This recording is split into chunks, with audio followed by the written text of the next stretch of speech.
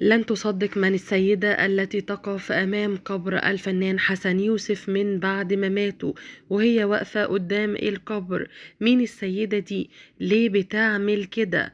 ليه وصلت بيها الحال إنها من وقت وفاته قاعدة قدام القبر؟ بتعمل إيه؟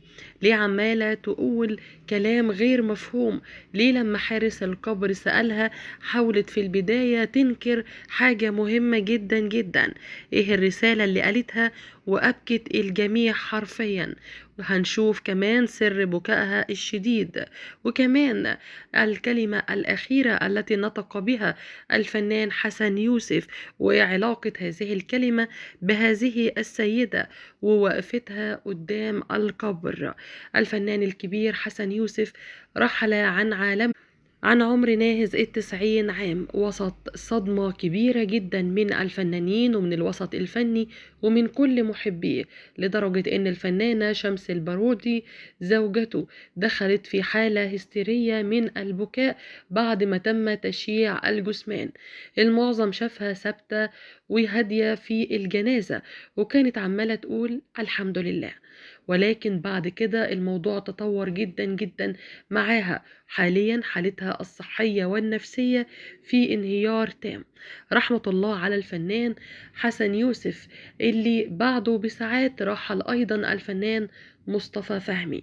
ولكن الفنان حسن يوسف بعد دفنه حصل حاجة غريبة جدا، حاجة مش متوقعة بالمرة، خلت ناس كتير تتساءل مين السيدة اللي واقفة قدام القبر؟ وليه واقفة دلوقتي؟ واحدة واقفة قدام قبر الفنان حسن يوسف ماسكة المصحف عمالة تبكي حرفيا وبتوزع بعض الصدقات على بعض الناس اللي موجودة داخل القبر. في البداية رفضت تماما تكشف عن هويتها أو تقول اسمها أو هي ليه بتعمل كده، ولكن من وقت وفاته وهي قاعدة فناس كتير سألت انت بتعملي كده علشان ايه؟ يا ترى انت قريبته؟ انت حد معرفة؟ فضلت طبعا تحاول تتخفى منهم لأنها كانت منقبة، ولكن في البداية حارس القبر أصر إن هو يعرف هي بتعمل إيه. قالت أنا بتربطني بالفنان حسن يوسف مودة كبيرة جدا جدا.